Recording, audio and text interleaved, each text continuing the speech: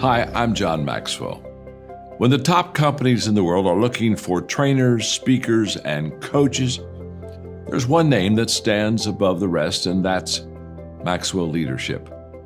Our certified team members have gotten proven results for companies all over the globe, and our reputation, I'm proud to say, is second to none. Some of our members have risen to the top of their profession, including the one you're going to meet today. I proudly introduce you to my friend Bob Fabian Zinka. Welcome to the Leadership and Success Podcast with your host, Coach BZ, where we help you lead with purpose and succeed with impact. If you're ready to grow into the kind of leader others want to follow, this podcast is for you. If you're determined to elevate your success and leave a lasting legacy, this podcast is for you. As my mentor, Dr. John C. Maxwell reminds us, everything rises and falls on leadership.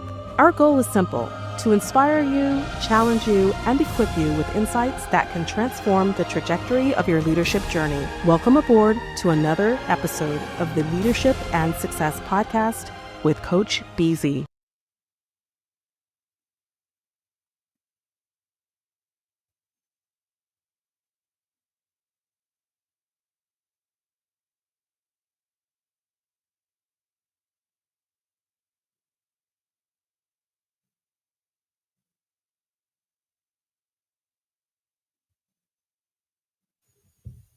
Hi, everyone. I'm James Seddon, Commander, U.S. Navy retired. I'm also a retired IT director.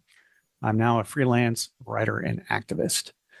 I started working when I was 12 years old, selling Grit magazine door to door, and I've been working ever since. I got my first leadership responsibilities in 1991. I led sailors, soldiers, airmen, and Marines for 21 years. Outside the Navy, I led in IT as the head of enterprise networking for a major research university, as well as in industry. I did that for 25 years. I started learning about leadership in 1990, often the hard way. I thrived under great leadership and suffered under terrible leadership. I made a ton of mistakes and I learned from all of it. After over 30 years in nonstop leadership positions, I'm still learning. I've never felt like I made it.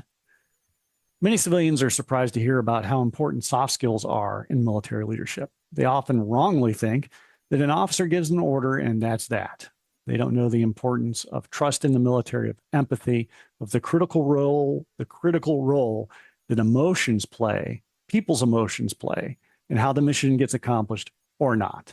All of that carries over very nicely to the civilian world.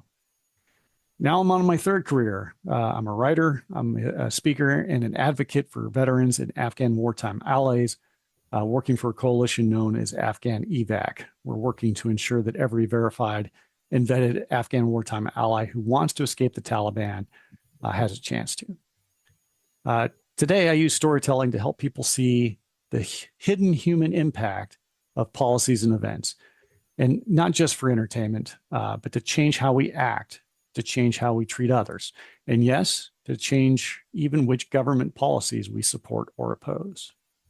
So, whether you're a junior officer, looking forward to your next rank and preparing for it, or a Silicon Valley engineer stepping into your very first leadership role, I hope I can share what I've learned along the way and what I'm still learning. So I'm honored to have Coach BZ invite me to the Leadership and Success Podcast to talk about what it has meant to me to lead in uniform, in life, and beyond. I'm really looking forward to it, and I will see you there.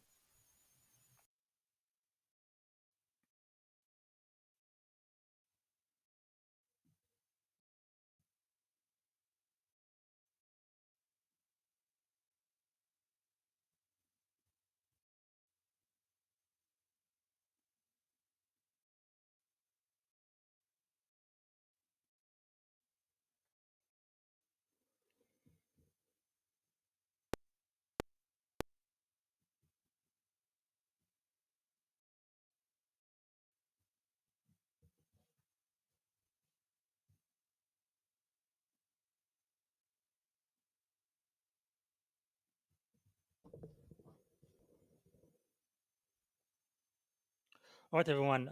This is Coach Busy. Thank you so much for being with us on this day. Today is Thanksgiving. So it's a very special day in the USA. And thank you for watching. So today we're going to have a 10-minute AI recap from the leadership conversation I had with Commander James Seddon. So he's a retired U.S. Navy commander, just like me. And we had a wonderful, and I'm so grateful, we had the leadership conversation a couple of weeks back. So today, my AI agent will give you a 10-minute recap. But before I do, let's have our moment of gratitude, which is something we do here as a custom every time we meet. So today, I think I am just grateful for a country like the US. I think only the US and Canada, I believe, have a Thanksgiving holiday. I think it's so wonderful to have a national day, a holiday where we can all be on the same page and give thanks for the blessing we have. And I think with that blessing also comes responsibility. And you've heard Commander Seddon talked about Afghan evac. So I'm going to be asking everybody who's watching right now to please consider making a gift to Afghan evac today. I'm not asking for a lot of money, just $5 is what I am asking for. Let me see if I can share my screen, and I'm going to show you their website. And again, they really do a very, very important job, right? Trying to bring to the US anyone who's our ally in Afghanistan so they can escape the Taliban, right? Because their lives really are in danger. So if you go to the website, Afghan Evac, and I think I have a link here. Let me show that. AfghanEvac.org, and go to donate, and you can make a donation. Again, I'm not asking for you to give $50 or $100 or $2,500, just $5. Go to other and type $5 here. I think the work they do is really important, right? And it's 501c tax exempt organization as well. So you are going to get some tax benefit by giving. But since 2021, they've really worked hard and formed a lot of collaboration with the US government and other nonprofit organization to help relocate and resettle over 195,000 eligible Afghan ally. And I know Commander Seddon has actually helped resettle at least a couple of those families. And that really means a lot. So if you would please, again, go to afghanevac.org/donate and just give $5, right? The price of a Starbucks cup of coffee. That's what I am asking for. Thank you. Thank you so much. Okay, so today then, let's go and I'm going to play a couple of clips from the hour-long leadership conversation I had with Commander Seddon, and then I am going to play the 10-minute AI recap. Here we go.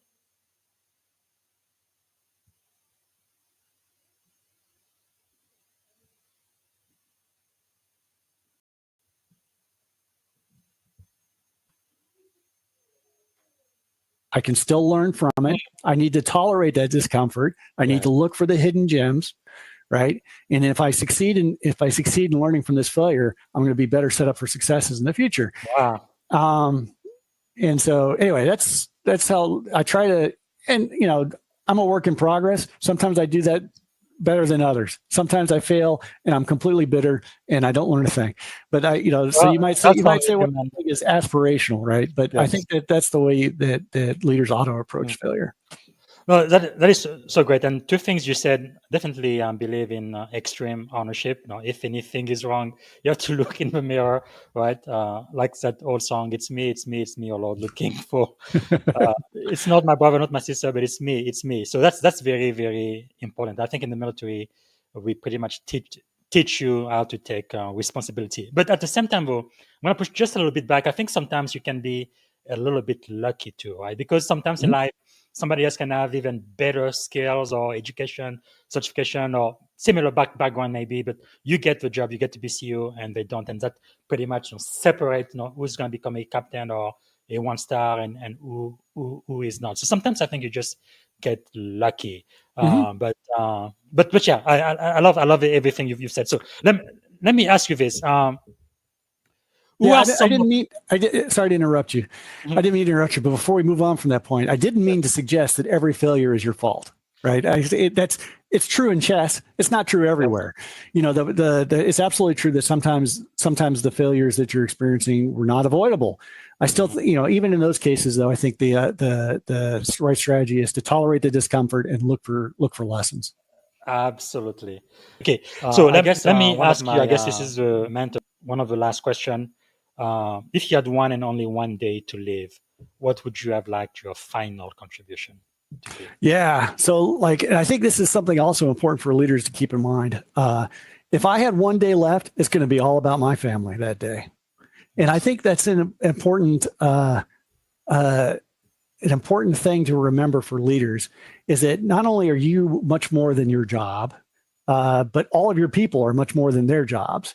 And, you know, this was actually on my first midshipman cruise, the commanding officer of the submarine I was on gave us some advice as officer trainees. He says, let me tell you, there's going to be pressure to put in insane amount of hours.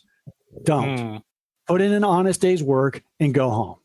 And I thought that was great advice for a commanding officer of a submarine, which tends to be kind of a workaholic community, to offer. And and so I think, you know, if I had one day left, it's going to be about my family. And, you know, there's been some interesting books and articles written by hospice workers who are their profession is spent with people who are in their last days. Yes. And uniformly, those workers tell us that nobody, as they approach the end of their life, not one says, I wish I had spent more time at work. Not one of them, not one. Right? And so like the same way, it's really amazing how you can be in the Navy, even active duty for 20 years, you retire, then you have another 20 years to do something else. So it's really a great opportunity. So for those who are thinking about joining the military service, I highly recommend it. And in my opinion, really, the Navy and all of the other branches of the military is really all about leadership. So it's not about your title or how many people report to you, but it's really the impact, right? I think you start by leading one, that's yourself, and whether you have direct reports or not. But okay, cool. So now I guess you've been retired for about 10 years now, right? From the military, yes. Yeah. Wow. So for those meeting you for the first time, how do you describe your journey from Navy commander to author, advocate, and storyteller? And by the way, you're working on your first book. Once you get it published, I definitely want you back on the podcast. That'd be great. That'd be great. So, how would you just describe your journey? Yeah. So, you know, as a reservist, I was running two careers simultaneously. And so when I retired from the military, I continued on with my civilian career, which I'd already, was already well on my way with. So that just kind of continued. And I was fortunate to work for an organization that was very supportive of reservists. And, my career was always there for me when I came back from being recalled to active duty and whatnot. So that was of great benefit to me. Wow. I knew, like a lot of us that were joining the military, we do feel a sense of duty or a call to service. And, one of the things I really enjoyed about working for the university was it was an organization that had a mission that was admirable. And so I enjoyed being, working for an organization that was trying to further that mission. So that was important to me. And so, what does it really take to lead? Is it just about barking orders, or is it something much deeper? Today, we're diving into a leadership philosophy that was forged over 30 years on the deck of a Navy destroyer, in the high-stakes world of corporate tech, and even on the front lines of a humanitarian crisis. Let's unpack the lessons from these incredibly demanding environments. This quote from Commander James Seddon, wow, it really gets to the very heart of what we're talking about today. It's not about how loud you are, but about the quiet foundation of character you build day in and day out. It's a whole philosophy that sees leadership not as a title you hold, but as a daily practice of trust, of humility, and, just profound humanity. Commander Seddon's journey is pretty fascinating. We're talking about a 30-year career that kicked off in the Navy, really driven by this deep sense of service. But his story didn't stop there. He made this huge leap into the civilian world, and get this, he ended up leading a 77-person IT department at UC San Diego, managing a cool $30 million budget. So this isn't just a military story, it's a story about the human side of leadership, no matter where you are. Okay, so this slide right here, it just shatters a common stereotype. On the left, you've got what a lot of people think military leadership is all about: giving orders, raw authority, total control. But on the right, you see Seddon's reality: building influence, earning trust, and leading with empathy. He makes the case that the mission succeeds or fails based on those human connections, not just some top-down command structure. So how do you build that kind of influence? Well, for Seddon, it all starts with one single, non-negotiable principle: radical trust. This is it. This is the bedrock of his entire leadership philosophy. Everything else we're going to talk about today is built right on top of this one crucial idea. And let's be super clear about what he means by trust. This has nothing to do with being popular or making sure everybody likes you. Nope. It's about unwavering, radical honesty. It's built piece by piece, brick by brick, over hundreds of tiny moments where you just choose to tell the truth, especially when it's the hard thing to do. This quote just drives the whole point home. Seddon is absolutely crystal clear on this. You never, ever lie to your team. No half-truths, no convenient omissions, because the second you do, that foundation of trust, it cracks. And once it's gone, man, it is nearly impossible to get back. Honesty isn't just a policy, it's your single most valuable asset as a leader. Okay, so if trust is the foundation, what's the next layer? For Seddon, it's humility. And he doesn't see humility as a weakness or some kind of soft skill. He actually views it as a powerful tactical advantage for any leader. This is such a simple statement, but it's so profound. Think about it. In a world that often rewards people for acting like they know everything, the ability to just pause and say, you know what, I might be wrong here. That's a total game changer. It opens the door for your team to speak up, it makes you more approachable, and, funnily enough, it actually makes you way more credible. And this isn't just some abstract idea for him. Early in his career, Seddon got passed over for a major promotion to commander. He was devastated. But instead of blaming the system or making excuses, he owned it. He dug into his own record, found his weak spots, and just worked to fix them. And the next time, he earned it. It's such a powerful example of how failure doesn't define you, your response to it does. As a chess player, Seddon learned that you learn way more from your losses than your wins. This quote just sums that up perfectly. That uncomfortable, pit-in-your-stomach feeling you get after you fail, that's not a signal to panic. That's a signal that you're learning. That's the classroom where real growth actually happens. All right, now we get to a story that brings all these principles, trust, humility, empathy, to life in the most dramatic way possible. When Afghanistan fell in 2021, Seddon's leadership was tested like never before, long after he'd hung up his uniform. He felt this moral obligation to act. His former allies, people who had literally fought side by side with Americans, were now being hunted. So he joined a coalition of veterans and civilians called #AfghanEvac, and they started working around the clock trying to get these families to safety. This was leadership when the stakes were, quite literally, life and death. He shared one particular story that it's gut-wrenching. It was about a female Afghan prosecutor. Her entire job had been putting Taliban commanders behind bars. So now, with the Taliban back in charge, she and her family were being hunted because of it. The threat was horrific and just brutally specific. They targeted her daughter, who has Down syndrome, telling the mother that she deserved to be beheaded. I mean, it's almost impossible to even comprehend that level of terror. But here's the amazing part. The story has a powerful, triumphant ending. Seddon and his team, they got them out. Today, that family is safe here in the United States. Her daughter is going to school, and her mom, she's working in a prosecutor's office still fighting for justice. That is the real-world impact of leadership in action.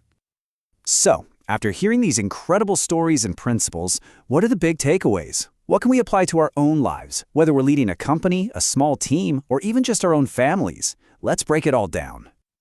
It all boils down to these 5 core principles. This is the essential toolkit for the kind of leadership we've been talking about. This is what it all builds towards. First, trust is sacred, that non-negotiable foundation we started with. Second, humility builds credibility. Admitting you're wrong makes you stronger, not weaker. Third, emotions matter. People are not robots. Emotional intelligence is absolutely mission critical. Fourth, service never ends. Leadership is a purpose you carry with you. It's not just a job title. And finally, number 5, empathy is power. It's what connects us and allows real leadership to actually happen. And to ground all of this, Seddon offers this one last piece of wisdom.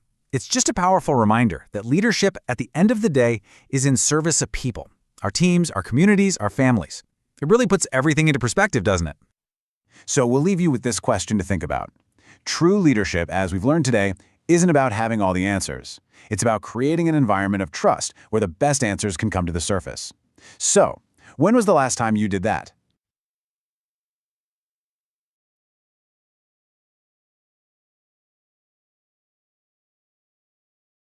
So, what does it really take to Welcome lead? everyone Is it just to about this barking session on orders? leadership, Or is it where we dive into the dynamic journey of trust, humility, and humanity as exemplified by one visionary leader? Absolutely. It's fascinating how these principles shape leadership, yeah?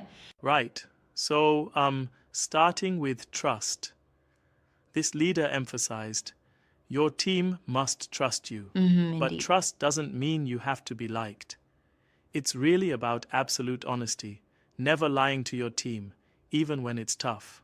That's a bold stance. Trust based strictly on honesty. Yeah, and it's like every little interaction builds that credibility over time. Think of it like stacking bricks, each small act of truth piling up until you have an unshakable foundation. Yes, exactly. And that ties neatly with humility, doesn't it? Being open to being wrong is a key part of that. Exactly. Humility really plays a pivotal role here. He mentioned, no matter how high you climb, always remain a student. You never really make it. It shows That's a that powerful leadership is an message. ongoing, evolving journey. I love how that perspective counters traditional notions of leadership, where power is all that counts. Absolutely. And another turning point in his career came when he shifted roles from naval command to IT executive, and then later to a voice for veterans and our Afghan allies. Right, that broadens leadership beyond just one realm. Yeah, it's about translating those core principles into every field, military, tech, or humanitarian work. Very true. What's compelling is his view on emotional intelligence, recognizing that emotions matter as much as operational decisions. Yeah, emotions are like, well, gravity. Ignore them and everything might just collapse. Exactly. And he even compared it to a chess game. Every decision is like a move on the board, where even failure is just a lesson in disguise. I like that analogy, but don't you think in some cases the weight of failure can be paralyzing rather than educational? That's a fair point. Yet he argued that failure often gives you more insight than success ever could. It's all about how you respond. I see what you mean. It's like, upon reflection, every misstep refines your strategy for next time.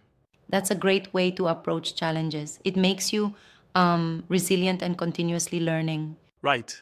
And speaking of learning, his recommendations on reading also offer a roadmap. Books like Viktor Frankl's Man's Search for Meaning and Crucial Conversations really underscore the importance of understanding human behavior in leadership. Absolutely. Books are like mentors sometimes. It brings up an interesting point. Sometimes technical leadership overlooks the emotional side, but here we see integration of both. Yes, and he highlighted that in technical fields, people often forget that everything revolves around people. Even if your technology is failing, remember, it's the human element that both creates and resolves the problem. Very insightful. He really makes a case for servant leadership, doesn't he?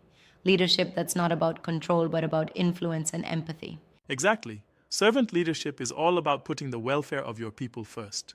He said, mission first, people always. Right, absolutely. That's what builds a culture of trust and long-lasting impact. And his work with Afghan allies is just admirable, helping those who stood by him in adversity.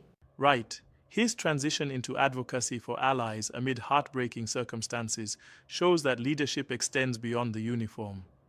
When he said, I didn't go looking for this work, I was forced into it, it really underscores that sometimes service calls unexpectedly and you have to answer. Yes, indeed, that's quite moving. It also teaches us that leadership in any context requires moral courage and the willingness to step up when things get tough. Exactly. And what's more, his story is a transformative journey from a military commander to an IT leader, proving that principles like truth, humility, and empathy are universal, transferable to any field. That blend of discipline and compassion truly sets a standard. Though I wonder, do you think in a high stress IT environment there's as much room for vulnerability as in the military? That's a valid challenge, but his experience shows that admitting mistakes and being transparent is actually what earns respect in both fields. I've seen It that lead builds to more credibility. innovative problem solving. It definitely does, and it makes the leader relatable.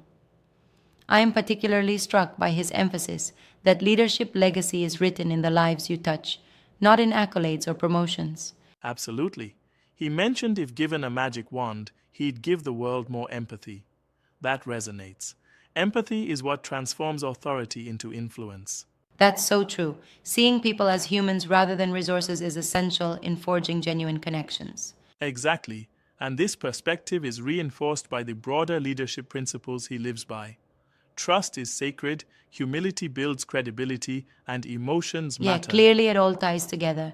It really is a comprehensive philosophy that many leaders can absorb, especially in today's turbulent times. Right. And his approach is a constant reminder that leadership is never a finished achievement. It's a lifelong voyage where we continuously learn, adapt, and serve. Absolutely. Takeaway for me is to lead with integrity and never shy away from showing your humanity even when under pressure. Exactly. And every interaction, no matter how small, is an opportunity to build trust or demonstrate humility. It's like each moment is a step on the bridge between a leader and their people. That's a great way to put it. Every step matters. And in the end, leadership is defined by the impact you leave long after the moment has passed. Like he said, leadership isn't about having followers. It's about influencing lives when it counts. Yes, so true. It certainly makes you reflect on how your own leadership can build genuine trust and foster empathy. Absolutely. It's about serving beyond the title, continuously seeking to learn and embracing the humanity in every challenge. Thanks for diving into these insights with me today. Thank you. This discussion really reaffirms that true leadership is a constant journey of growth and connection. Indeed, and here's to all of us striving to lead with integrity, compassion, and courage in our own lives.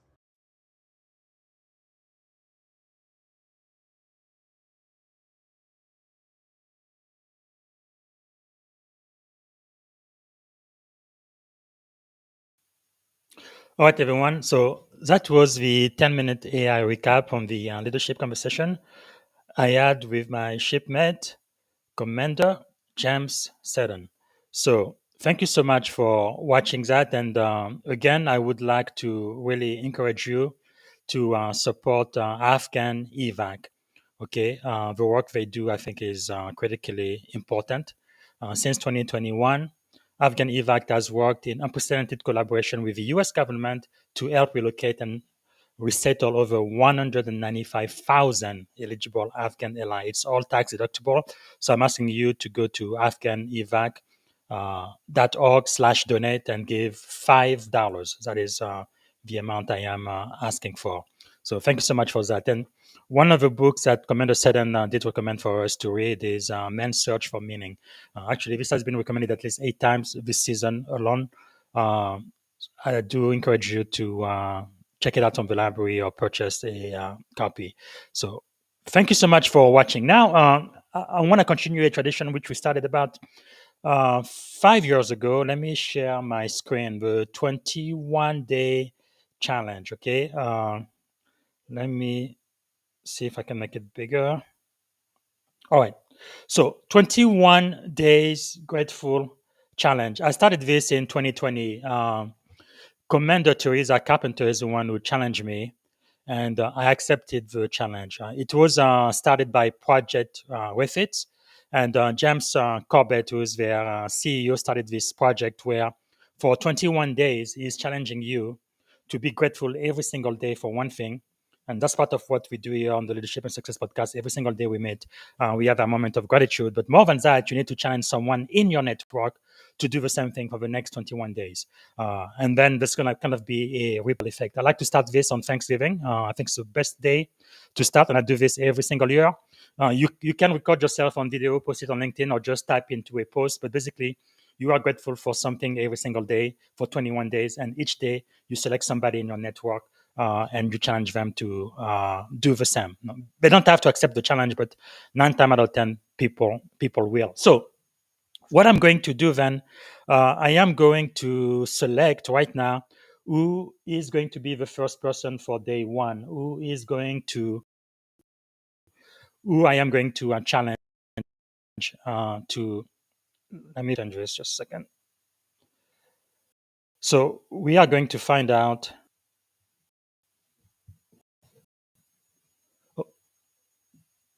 Come on, computer. Okay, that's fine.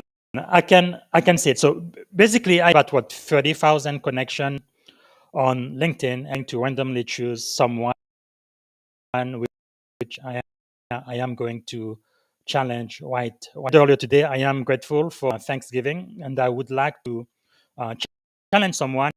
And what I'm going to ask is every day for the next 21 days, be grateful for something on LinkedIn, and then in your own network to do the same. So let me spin the wheel and see who's going to be the person I challenge today.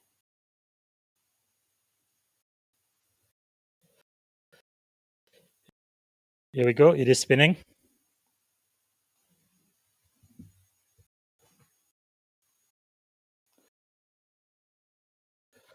All right. So today I am CEO of Honor Class Trainer LLC. We connected on April 9, 2024, last year. So, Doug, I would like to challenge you to the 21 days grateful challenge. If you accept the challenge, go ahead and create a post today, and you're going to be grateful for something, and then challenge somebody else in your network to do the same thing. And we're going to do it for the next 21 days. All right. This is it for today. Actually, I think I can click on this link, and we can all see what Doug looks like. Just a moment.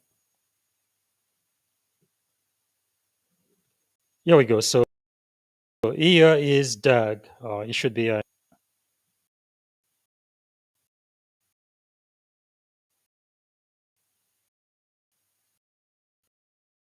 Here we go.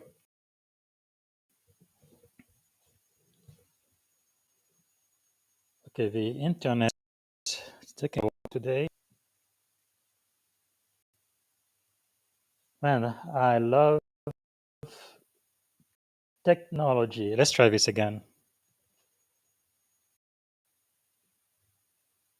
So this is Doug, and Doug is the person I have challenged for the 21 day grateful challenge. A minute. Okay, here we go. All right, here he is. Doug, I am challenging Doug from Port St. Lucie, Florida, United States. And again, he's a class trainer, provider, expert, IT trainer, and live custom training solution.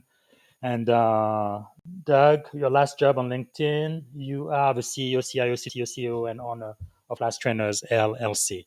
All right, so I hope you're going to accept the challenge, Doug. So this is it for today. Thank you so much for watching, and happy Thanksgiving to everyone.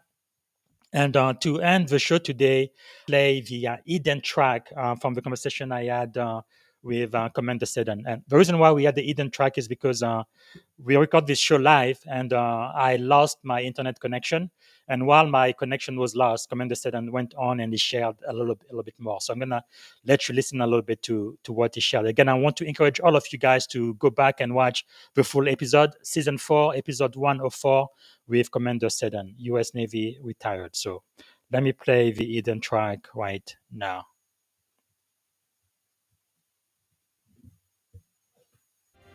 Thank you for tuning in to the Leadership and Success Podcast with your host, Coach BZ. If today's episode added value to your leadership journey, be sure to. And we lost BZ. Hopefully he'll come back. Till then, we can all share an awkward silence. I guess I just saw something. So we were talking about failure earlier. I think when he gave me some questions to think about ahead of time, one of the things that he talked about was and maybe I'm telling this story to nobody if it's just me here, but I'm going to tell it anyway in case people are here.